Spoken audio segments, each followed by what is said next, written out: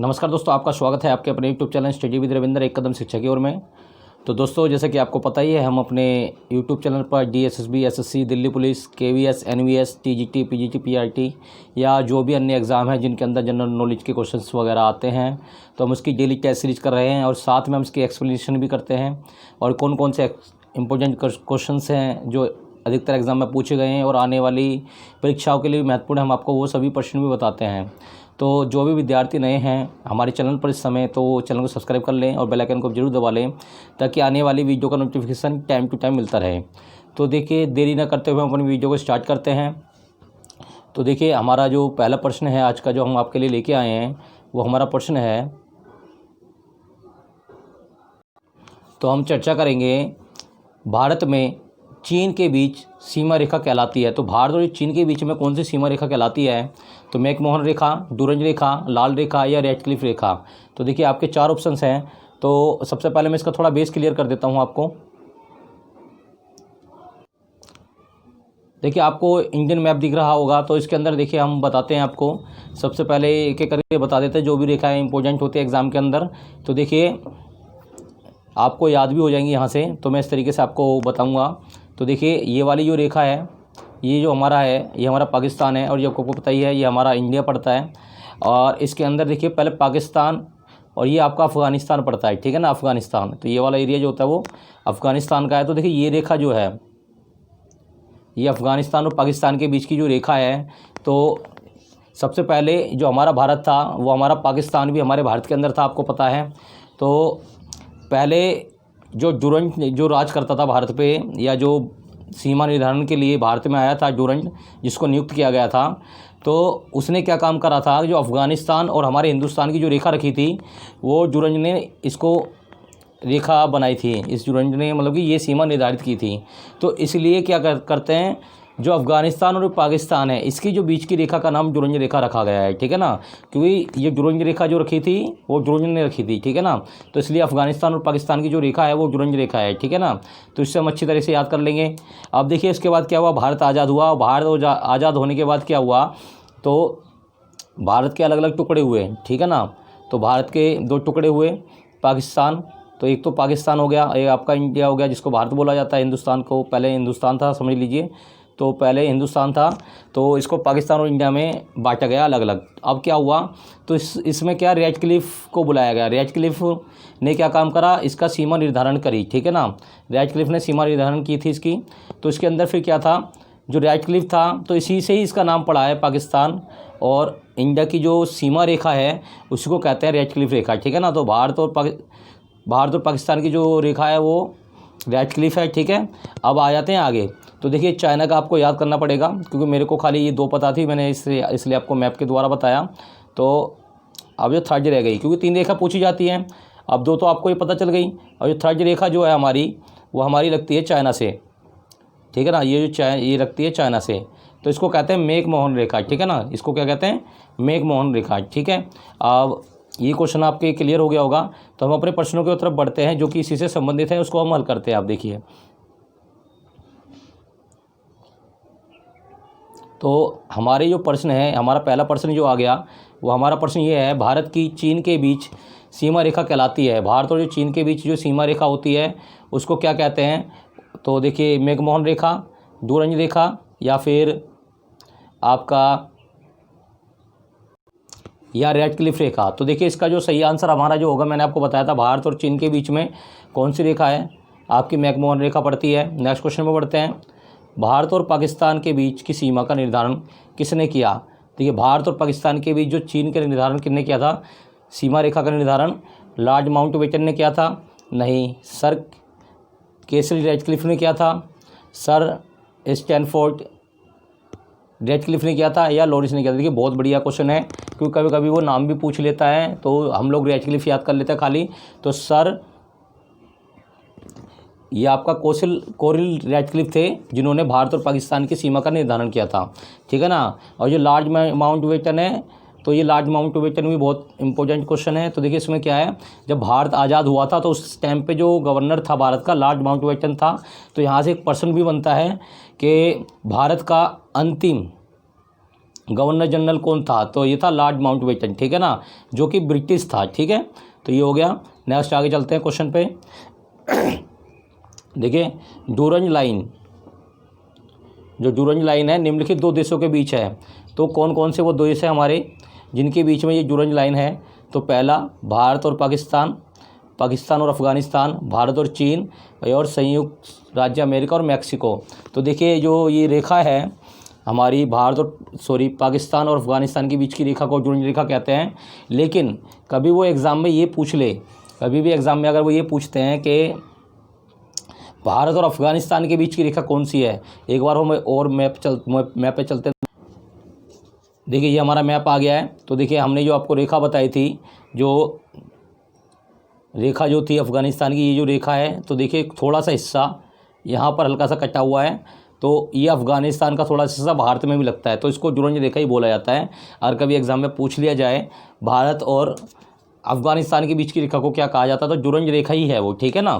तो ये भारत में और पाकिस्तान में, ये भारत और अफ़गानिस्तान में भी थोड़ी सी लगती है। तो देखिए नेक्स्ट बढ़ते हैं आगे। अब हमारे थोड़े जो क्वेश्चंस हैं वो हमारे पॉलिटिकल से होंगे। देखिए कुछ पॉलिटिकल्स के क्वेश्चन हैं, अब हम वो करेंगे। तो देखिए बहुत इंपॉर्टेंट अनुच्छेद हैं जो मैंने बहुत छांट के निकाले हैं। तो देखिए पहला जो हमारा जो प्रश्न है, वो हमारा पहला प्रश्न ये है कि भारतीय संविधान के किस अनुच्छेद में मौलिक कर्तव्यों की चर्चा की गई है। तो ऐसे मौलिक कर्तव्य हैं उसकी जो किस अनुच्छेद में की गई है। देखिए पहला अनुच्छेद आपको दे रखा है 15A और 51A, सेकेंड ऑप्शन। थर्ड जो आपका 49A दे रखा है, और फोर्थ आपका दे रखा है 42A।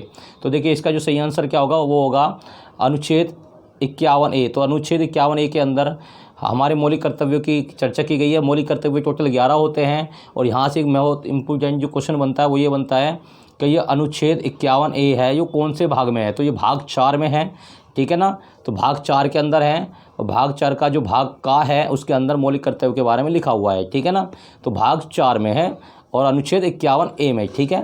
भाग 4 अनुच्छेद 51A, और टोटल जो भाग हैं हमारे वो 22 हैं हमारे संविधान के अंदर, ठीक है। और अनुसूची इस टाइम पे 12 हैं, आपको पता होगा अच्छे से। अब नेक्स्ट हम आगे बढ़ते हैं। देखिए नेक्स्ट है हमारा संविधान के किस अनुच्छेद के अंतर्गत भारत के राष्ट्रपति पर महाभियोग चलाया जा सकता है। तो देखिए भारत के जो राष्ट्रपति हैं उन पर महाभियोग चलाना है, उसके लिए कौन सा अनुच्छेद उत्तरदायी होता है। तो पहला जो आपका ऑप्शन है अनुच्छेद 61, दूसरा है अनुच्छेद 75, तीसरा अनुच्छेद 76, और फोर्थ जो है आपका अनुच्छेद 85 है। तो देखिए इसके लिए जो सही आंसर जो होगा आपका, वो जो आपका सही आंसर होगा वो होगा अनुच्छेद 61। ठीक है, अनुच्छेद 61 के अनुसार हम राष्ट्रपति पर महाभियोग लगा सकते हैं, ठीक है ना। राष्ट्रपति पर महाभियोग लगाया जा सकता है, ठीक है। अब मैं थोड़ा इसके ऑप्शंस पे चर्चा कर देता हूँ। देखिए अनुच्छेद 75 ये मैं आपको पहले वीडियो में करा चुका हूँ। अनुच्छेद 75 जो होता है वो प्रधानमंत्री की नियुक्ति से संबंधित होता है, ठीक है ना। जो प्रधानमंत्री को जो नियुक्ति होती है वो अनुच्छेद 75 के अनुसार होता है। और अनुच्छेद 76 में आपका जो महान्यायवादी की नियुक्ति से संबंधित है, ठीक है ना, महान्यायवादी से संबंधित है। और अनुच्छेद 85 बहुत बढ़िया है। और देखिए अनुच्छेद 85 में क्या होता है, ये आपका लोकसभा जो भंग होती है वो अनुच्छेद 85 के अनुसार राष्ट्रपति प्रधानमंत्री की सलाह पर लोकसभा को भंग कर सकता है, ठीक है। तो ये आपका हो गया। नेक्स्ट हम आगे बढ़ते हैं। देखिए नेक्स्ट क्वेश्चन क्या है हमारा, नेक्स्ट क्वेश्चन है अब हमारा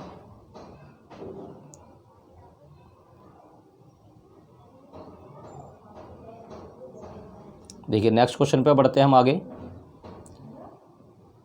तो देखिए नेक्स्ट क्वेश्चन है संविधान के किस अनुच्छेद में उपराष्ट्रपति पद का प्रावधान किया गया है। तो देखिए उपराष्ट्रपति पद का प्रावधान जो है वो संविधान के किस अनुच्छेद में है। तो अनुच्छेद 52 में है, अनुच्छेद 53 में है, अनुच्छेद 63 में है, या अनुच्छेद 76 में है। तो इसका सही आंसर बताइए क्या होगा। तो इसका सही आंसर होगा वो होगा हमारा अनुच्छेद 63। देखिए अनुच्छेद 63 में क्या है, उपराष्ट्रपति पद का प्रावधान है। बहुत इंपॉर्टेंट क्वेश्चन है, अभी ये DSSB में एग्जाम में अभी आया था ये प्रश्न, तो बहुत ही इंपॉर्टेंट प्रश्न है। और ये हमारे जो अनुच्छेद 51 वाला था ये वाला भी प्रश्न, ये भी अभी टीचर में एग्ज़ाम हुआ था जो कि यूपी के अंदर, उसके अंदर आया था ये क्वेश्चन। और ये वाला क्वेश्चन भी हमारा आ चुका है अनुच्छेद 63 उपराष्ट्रपति पद का प्रावधान। बहुत इंपॉर्टेंट क्वेश्चन है ये। देखिए भारत के महान्यायवादी की नियुक्ति से संबंधित अनुच्छेद कौन सा है। तो जो भारत के जो महान्यायवादी होती हैं, ये मैंने अभी ऊपर आपको पढ़ा भी दिया है कि महान्यायवादी से संबंधित कौन सा अनुच्छेद होता है।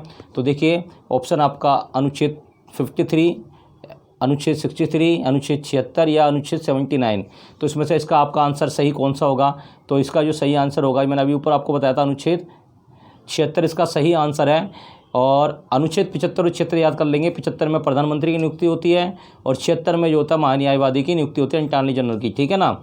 और जो महान्यायवादी होता है वो क्या करता है, एक सरकारी सलाहकार होता है जो सरकार को सलाह देता है नियमों कानूनों पर। और इसके अलावा ये किसी भी कोर्ट में जाकर सुनवाई को सुन सकता है, इसके पास ये हक होता है, इसका एक अधिकार होता है, ठीक है ना। नेक्स्ट आगे बढ़ते हैं। नेक्स्ट आगे बढ़ते हैं। देखिए